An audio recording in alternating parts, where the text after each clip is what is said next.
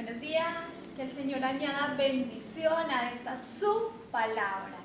El tema de hoy o nuestra reflexión es muy interesante porque es la diferencia entre el hombre y la mujer.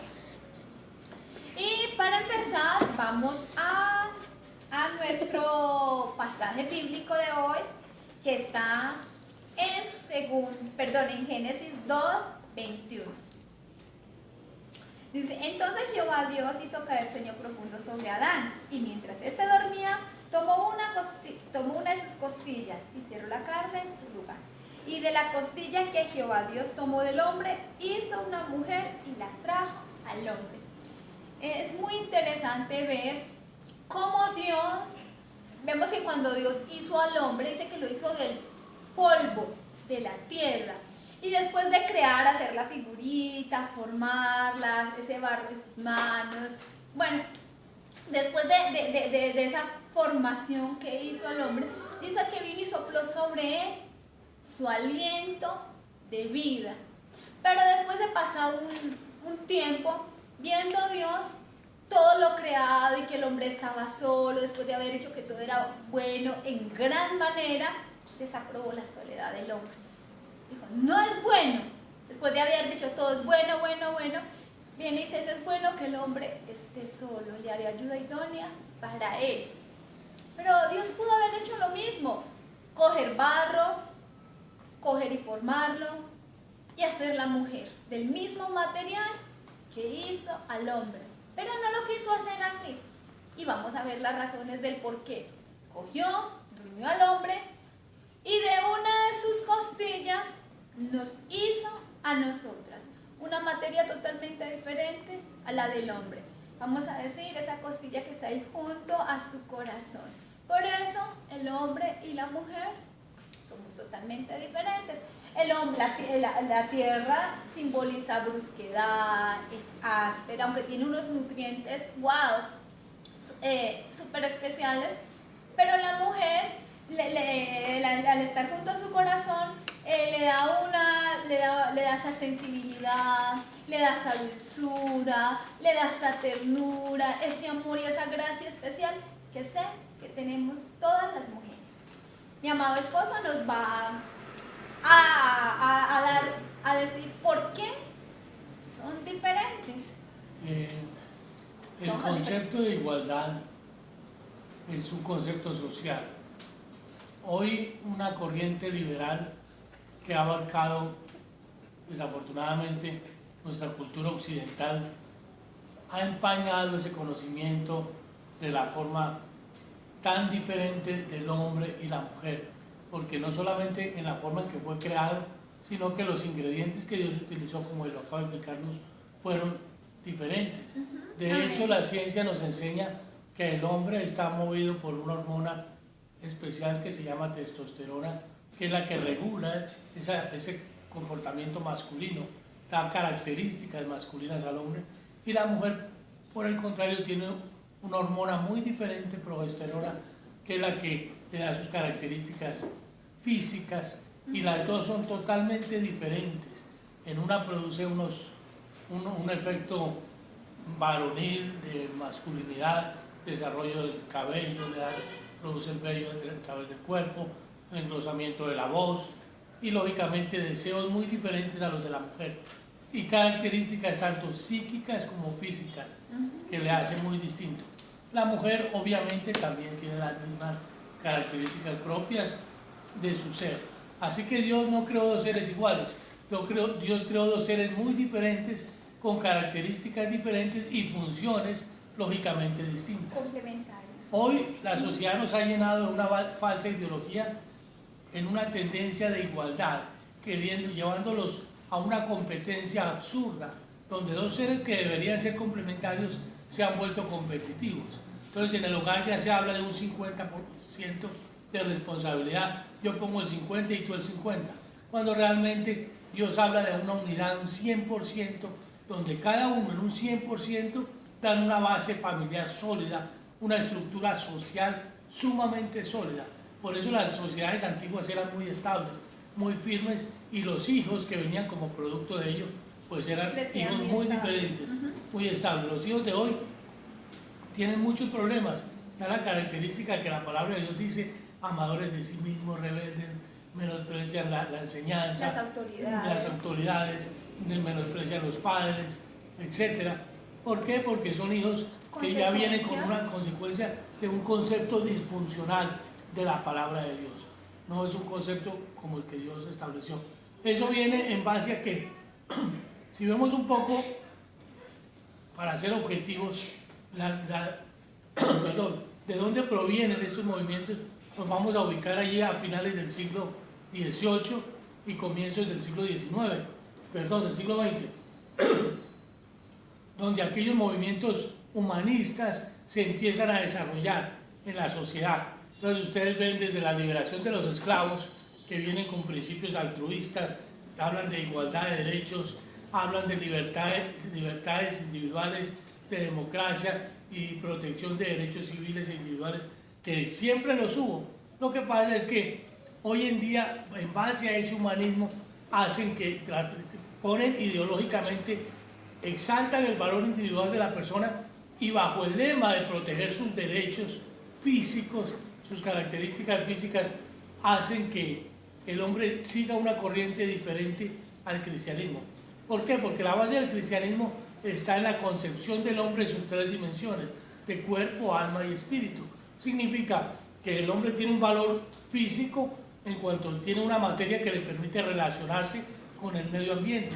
Tiene un valor anímico o del alma que la compone el yo del hombre en una capacidad intelectual, volitiva o de tomar decisiones y de sentimientos.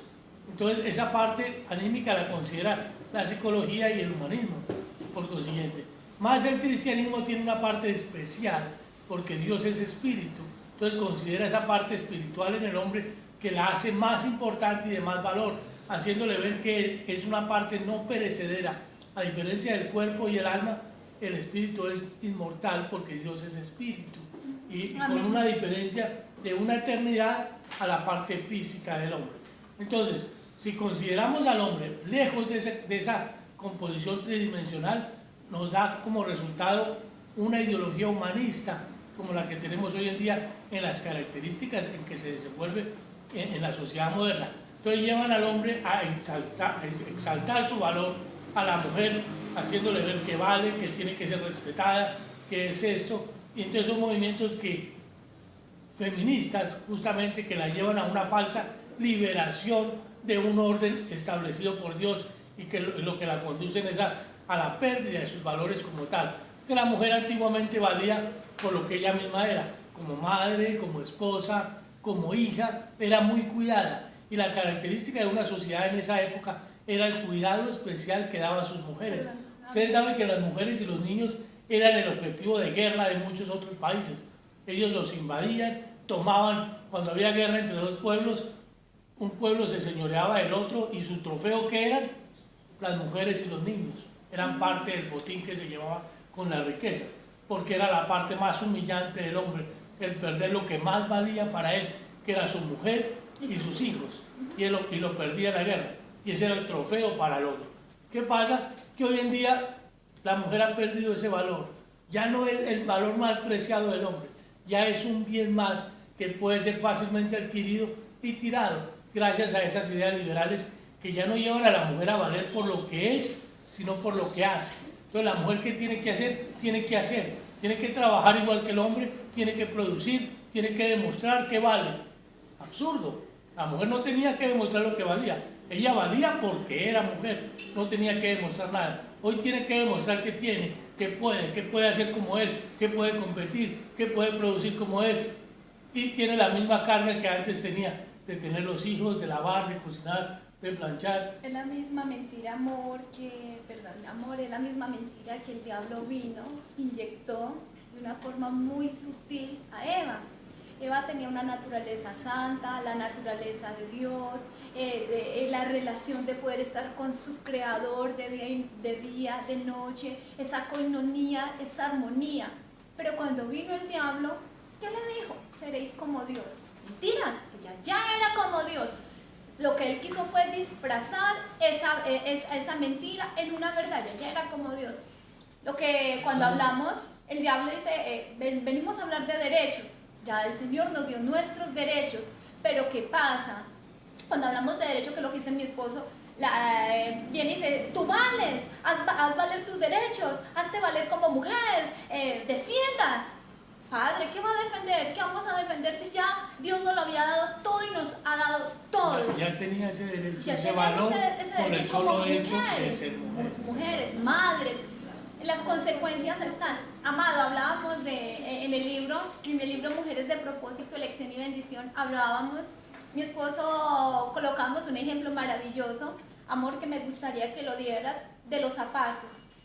Que tú allí colocamos, dale mi amor, Sí, dos zapatos iguales. Es exactamente igual.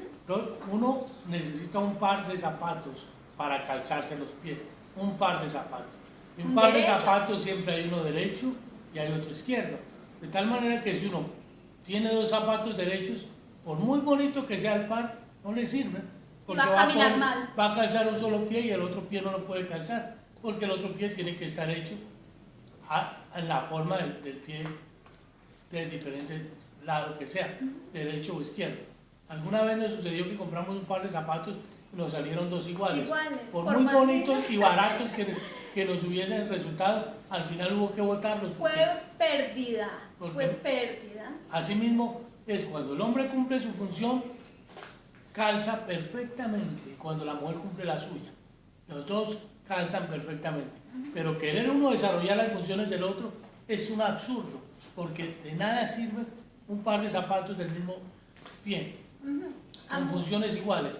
Cada quien debe cumplir las funciones diferentes, la cual Dios le estableció, tanto el hombre como la mujer, entendiendo que el valor del uno es el valor del otro, y vale cada quien en su función, no en la función del otro.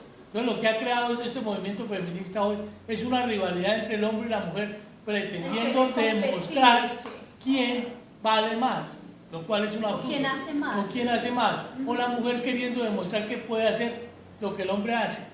No es necesario, es absurdo, porque jamás el hombre va a dar a luz y la mujer nunca va a engendrar, porque son características propias de cada uno.